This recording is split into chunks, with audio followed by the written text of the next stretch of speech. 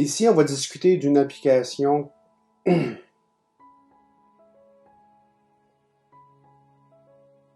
Ici, on va discuter d'une application de la dérivée à l'économie. En général, la demande pour un bien est affectée par, entre autres, là, le prix auquel il se vend. C'est pas le seul facteur qui entre en jeu, mais c'est un des gros facteurs. Un produit qui se vend plus cher, en général, vend moins d'unités que le même produit s'il se vend moins cher. C'est pas tous les biens qui sont affectés de la même façon. Demande d'y penser un peu, qu'est-ce qui se passe si le gouvernement augmente les taxes sur le tabac et l'alcool? Est-ce qu'on s'attend à ce qu'il y ait un effet sur la demande de ces biens?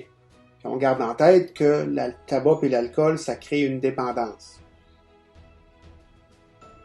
Qu'est-ce qui arrive si le gouvernement hausse les taxes sur les véhicules tout-terrain, mettons?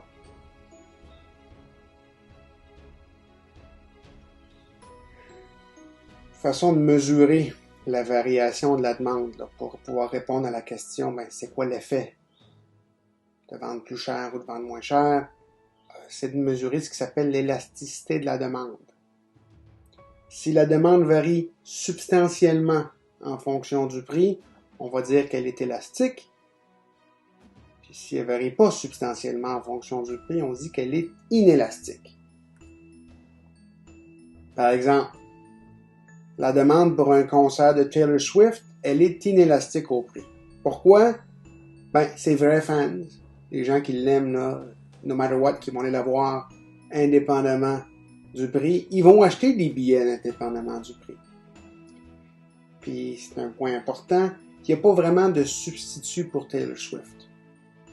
Si t'aimes Taylor Swift, t'aimes pas nécessairement une autre chanteuse qui sonne un petit peu comme Taylor Swift puis qui y ressemble. C'est Taylor Swift que t'aimes, peut-être. Fait qu'elle pourrait vendre ses billets à n'importe quel prix. Puis elle continuerait de remplir les arénas quand elle va en tournée. Pour les ordinateurs portatifs, on dirait aussi que la demande est inélastique au prix. Ça ne dérange pas vraiment à quel prix ils se vendent. Même chose avec les téléphones, les smartphones. Le nombre d'unités vendues va demeurer probablement à peu près les mêmes. On a besoin de ces ordinateurs portables-là pour faire notre travail. Mais la demande en ordinateur portatif d'une compagnie particulière, elle, est élastique au prix parce qu'il y a des substituts. Si Lenovo, par exemple, augmente leur prix de façon drastique, la demande pour un Lenovo va diminuer. En conséquence, parce que les consommateurs vont aller se procurer un Mac ou un Chromebook ou je ne sais même pas quel type d'autres ordinateurs portatifs qui existent, mais il y en existe d'autres. Fait que le produit ordinateur portatif, sa demande, à lui, elle est inélastique, mais le produit ordinateur portatif de Lenovo, sa demande, elle est élastique. Si le bien est essentiel, sa demande, elle est inélastique au prix. Ça ne dérange pas trop à quel prix vous le vendez, les consommateurs vont en avoir de besoin. C'est un peu pour ça, des fois, que le gouvernement rentre et impose des caps sur le prix d'un produit. Dans une économie de marché, on présuppose, je ne sais pas si ça se produit de même en réalité ou pas, on présuppose que ce cap-là, on le trouve sans que le gouvernement ait besoin de venir dire non, ça ne peut pas être plus cher que ça. Si vous le demandez trop cher, les gens ne l'achèteront pas le produit, même s'il est essentiel. D'accord, c'est la théorie. Si le besoin ou si le bien est considéré superflu ou s'il existe un substitut, la demande pour ce produit-là spécifique, elle est élastique. C'est pas seulement une propriété du bien en question, c'est aussi une propriété de la société puis de la période de consommation. La demande en Vegemite. Vous savez c'est quoi le Vegemite? C'est un genre de spread, dans le pâte, que les Australiens mettent sur leur pain le matin. déjeuner. C'est absolument dégueulasse. Mais en Australie, ils en sont très friands. Nouvelle-Zélande aussi. Ils en mangent plein. La demande là est inélastique. Ça ne dérange pas trop à quel prix vous le vendez. Les gens aiment ça. Ils en ont besoin, ils vont l'acheter. Dans les mêmes nombres. Au Canada aussi, elle est inélastique, mais ce n'est pas pour les mêmes raisons. Au Canada, le Vegemite, c'est inélastique parce que ça ne dérange pas à quel prix vous la vendez. Les gens n'achètent pas. La demande reste faible, indépendamment du prix, alors qu'en Australie, la demande est élevée, indépendamment du prix. Puis ça peut changer, ces trucs-là, avec le temps. En 2004, la demande pour un véhicule électrique, elle était très élastique au prix. Ça coûtait trop cher, fait que les gens n'achetaient pas. Mais c'est moins le cas en 2021. Une voiture électrique, ça coûte encore assez cher. Une Leaf de 2020, ça coûtait à peu près 45 000 $. Bon, il y a un rabais gouvernemental qui vient avec ça, mais ça coûte quand même plus cher qu'une voiture à gaz en général. Puis là, je ne vous parle pas des Tesla et les autres voitures de luxe électriques. Mais il y a quand même plus de gens qui en achètent maintenant, même si le prix demeure élevé. La société de consommation a changé, puis il y a des gens qui commencent à penser qu'une voiture électrique, c'est peut-être un bien essentiel. C'est quelque chose dont ils ont besoin indépendamment du prix auquel elle se vend. Bon, ce concept-là d'élasticité, c'est assez vague. Parce qu'on a besoin de pouvoir définir le terme substantiellement. Comment est-ce qu'elle varie? C'est quoi une trop grosse variation pour considérer que c'est inélastique? C'est inélastique, pardon. Fait que c'est assez flou quand on sert de mots pour décrire ce qui se passe. On a une façon mathématique de quantifier ces choses-là. Fait qu'on s'imagine un bien qui peut se vendre à différents prix, puis qui a des demandes associées différentes. Fait que si on le vend au prix P1, ben on a une demande associée qui est D1. Puis si on le vend au prix P2, il y a une demande associée qui est P2. Il va de soi que vous pourriez vous imaginer une situation où il y a un troisième prix, puis une troisième demande, et ainsi de suite. Pour l'instant, on suppose qu'on a seulement deux observations. P1, D1, P2, D2. Ce sont 2 points sur une courbe. Fait que là, dans le plan du prix et de la demande, on s'attend à avoir quelque chose qui ressemble à ça. Quand le prix est très élevé, la demande est plus faible. Puis quand le prix est plus faible, la demande est plus élevée. Puis là, souvent, on prend pour acquis que la relation va être une droite. Mais c'est pas nécessairement le cas. Ça pourrait être quelque chose qui ressemble à ceci, par exemple. Toujours est-il que, avec ces deux points-là, P1, D1, P2, D2, vous pouvez calculer 4 quantités. La variation du prix, delta P, la variation de la demande, delta D, le prix moyen, qui se trouve être simplement la moyenne des deux prix, puis la demande moyenne, qui se trouve être la moyenne des deux demandes. Et l'élasticité de la moyenne, on la calcule tout simplement en calculant la variation de la demande divisée par la demande moyenne sur la variation du prix divisé par le prix moyen. On peut réarranger les termes. Hein? Delta D sur D, ça devient delta D sur D moyen divisé par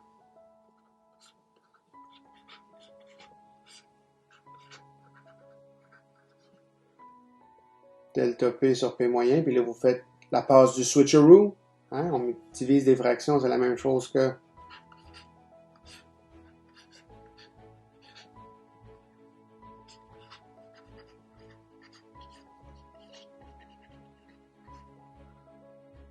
le switch. Il faut vous retrouver avec ça ici. On l'écrit de cette façon-là. Alors, c'est pas essentiel de l'écrire de cette façon-là. On pourrait très bien le laisser écrit comme il est écrit ici. Mais on va l'écrire de cette façon-là parce qu'éventuellement, on va passer à la limite. On va regarder des prix P1 puis P2 qui vont être très très proches les uns des autres, puis on va vouloir pouvoir se servir du calcul différentiel. Puis ça, ben, ça a la même forme que celle du quotient différentiel.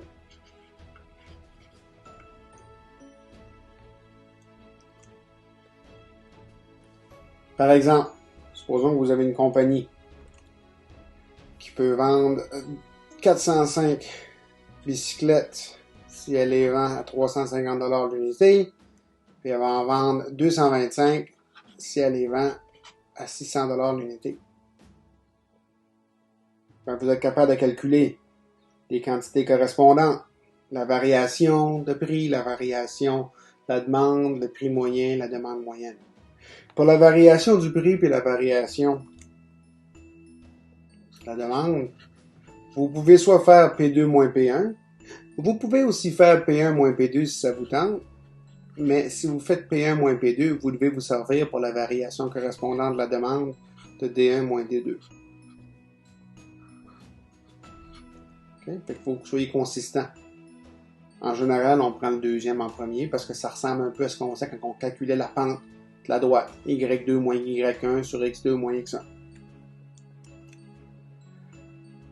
Fait qu'on a fait la moyenne des prix, 475, on a fait la moyenne de la demande, 315, on a fait la variation des prix, 250, puis la variation de la demande, moins 180. C'est normal, on s'attend à ce que cette variation-là soit négative ou encore que le signe des deux soit pas le même. Puis là, on peut calculer directement.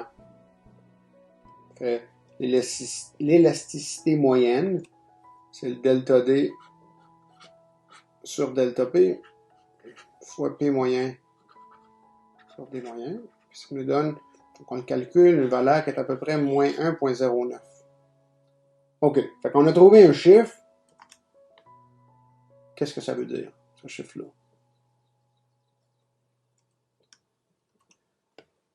Le barème d'évaluation, il est ici. Si la magnitude de l'élasticité moyenne, elle est plus petite ou égale à 1, on va dire que la demande, elle est inélastique. Si la magnitude est plus grande que 1, la demande est élastique. Si la magnitude de la moyenne, l'élasticité est 0, la demande, elle est parfaitement inélastique. Puis si l'élasticité moyenne, c'est plus ou moins l'infini, elle est parfaitement élastique. Fait que dans notre exemple à nous, on avait une élasticité de 1,09 ou moins 1,09 en valeur absolue. C'est 1,09 qui est plus grand que 1, fait qu'on se retrouve dans la section d'être élastique. Mais 1,09, c'est pas bien loin de 1, fait qu'on dirait qu'elle est faiblement élastique. Une autre façon de le voir, ça serait de dire que les bicyclettes, c'est pas tout à fait un bien de luxe, mais c'est pas tout à fait un bien essentiel non plus. Et puis ça, bien sûr, ça dépend de l'endroit où on vend ces bicyclettes-là et de la période là, qui nous intéressait. C'est pas certain que ça serait la même chose si on calculait ces demandes-là aujourd'hui. Place de le faire il y a 20 ans ou il y a 40 ans.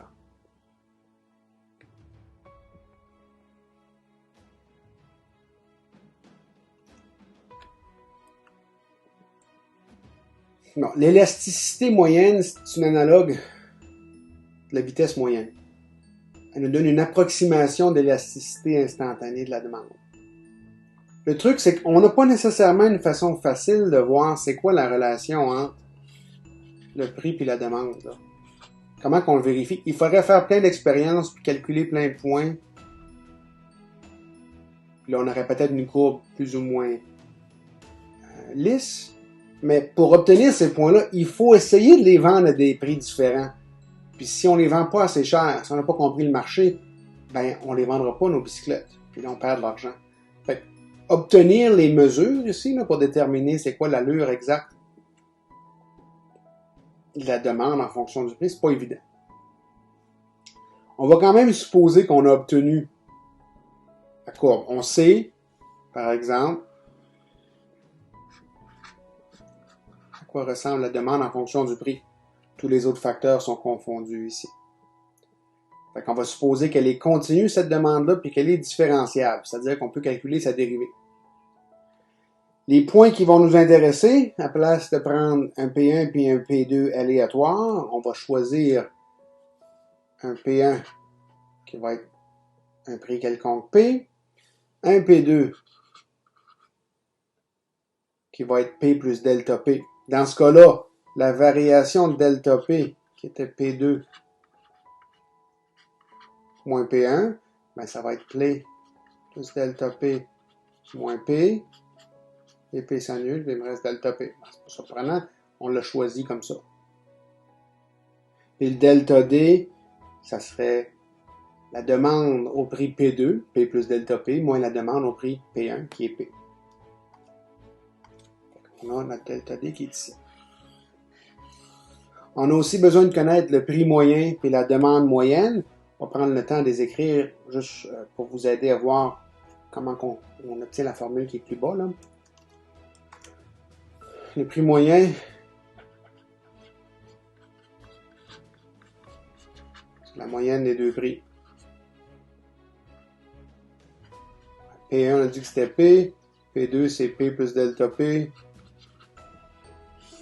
On divise ça par 2 pour la moyenne. Là, ben, si vous faites le calcul, vous voyez que ça fait 2P plus delta P sur 2. Chiffre là. On a ici. Puis vous faites le même calcul pour la demande moyenne, puis vous retrouveriez avec ce truc-là. C'est OK. Fait que c'est quoi l'élasticité moyenne dans ce cas-là? On sert de la formule. C'est le quotient différentiel delta D sur delta P fois le prix moyen, qu'on a dit être 2P plus delta P sur 2, puis la demande moyenne, qui est 2D plus delta D sur 2. Et là, on va simplifier un petit peu avant de continuer. Le delta D, là, on sait c'est quoi, c'est ce truc-là. On va le remplacer ici. Puis si je divise par 2, puis je divise par 2, ces trucs-là disparaissent. On ne peut pas encore débarrasser des 2 ici. Au bout du compte, ils ne seront pas importants, mais il est trop tôt pour pouvoir s'en débarrasser. Fait que l'élasticité moyenne pour un bien qui se vend à D de P quand le prix c'est P, dont la demande c'est D de P, je veux dire, quand le prix c'est P, puis dont la demande c'est P plus delta P, D de P plus delta P quand le prix est P plus delta P, ben c'est cette expression-là. Ça a l'air compliqué, mais ce sont toutes des quantités qu'on sait calculer.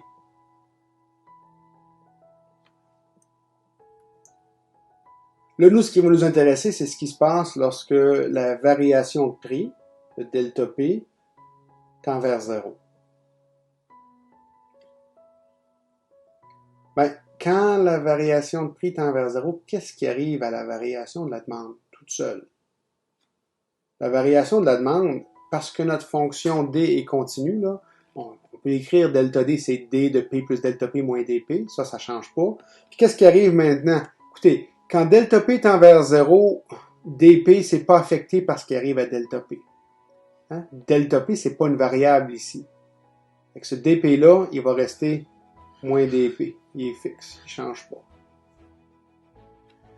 Puis quand delta P tend vers 0, ben parce que D est continu, ce petit terme-là ici va être 0. Fait qu'on se retrouve avec D de P plus 0 moins dP, ben c'est dP moins dP, ce qui donne 0. Fait que la demande, toute seule, sa variation, c'est 0 lorsque delta P tend vers 0. Lorsque la variation du prix tend vers 0. Ce que ça veut dire, c'est qu'éventuellement, on va pouvoir remplacer un delta D par 0. Là. Ça va aller vers 0 éventuellement. OK. Fait que l'élasticité de la demande, c'est la limite lorsque la variation du prix tend vers 0 de l'élasticité moyenne. Notre définition. Et on se retrouve, on n'a qu'à remplacer l'élasticité moyenne vers l'expression qu'on a calculée à la page précédente. Okay. On sert les propriétés des limites. On va diviser ça ici en deux.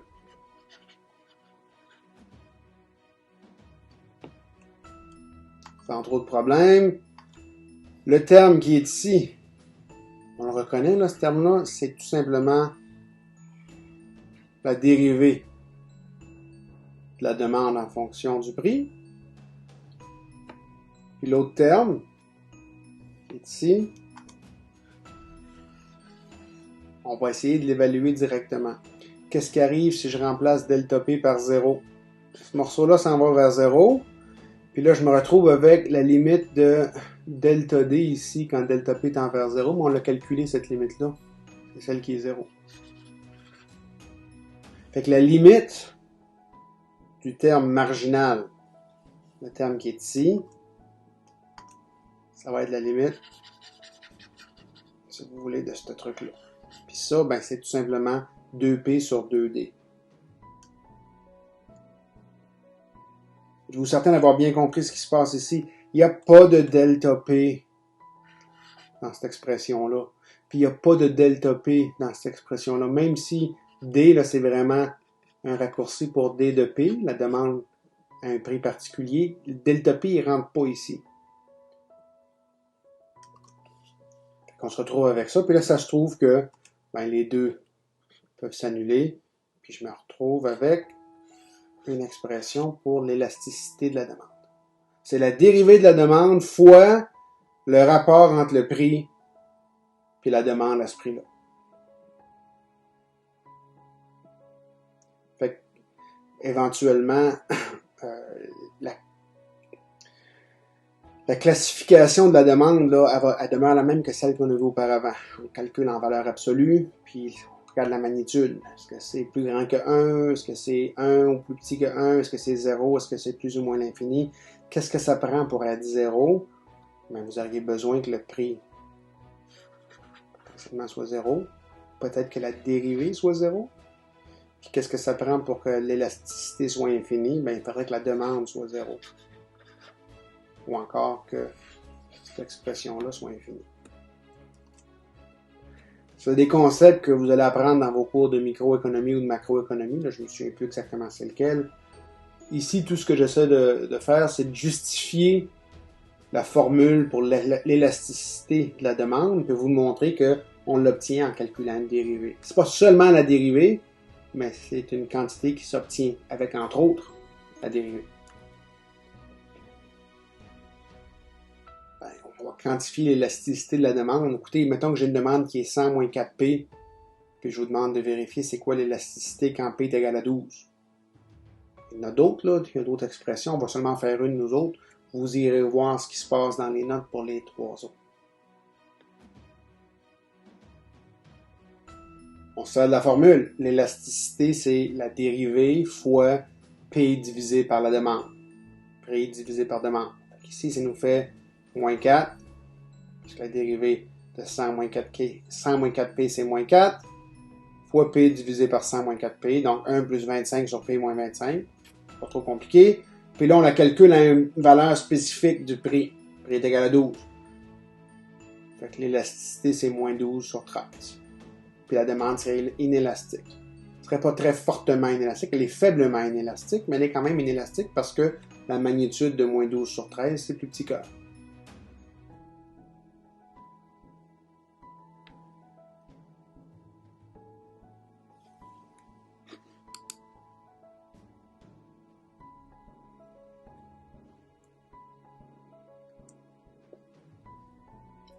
En 1994, Mansur et Wiley avaient calculé l'élasticité de la demande de certains biens.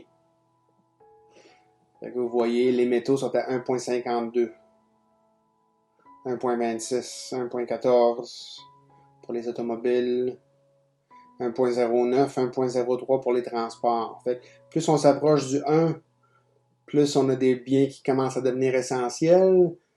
Puis bien, lorsqu'on est loin du 1, nos biens ne sont pas super essentiels. Les gens vont se priver de meubles si les meubles coûtent trop cher. Les automobiles, ben, ça commence à coûter cher, puis dans le pire des cas, on peut prendre le transport en commun, ou la bicyclette, ou d'autres choses. Mais il y a des produits qui sont plus essentiels. En tout cas, il l'était en 94. Le charbon, les livres, les vêtements, le tabac était considéré comme essentiel, mais pas surprenant, ça développe une dépendance. Le charbon, maintenant, je ne suis pas certain qu'on pourrait dire qu'il est à 0,32. On essaie de se libérer de l'emprise du charbon, puis de viser sur l'électricité. Au Canada, l'électricité, c'est un produit qui était un petit peu plus essentiel que le charbon l'est aux États. Ben, au Québec surtout, parce que l'hydroélectricité, ça coûte pas cher à produire, puis ben, les gens s'en servent. Là, il y a une infrastructure pour les véhicules électriques. Fait que si on gardait la même table des élasticités en 2021, à peu près 25 ans là, après les calculs de Mansur et Wally,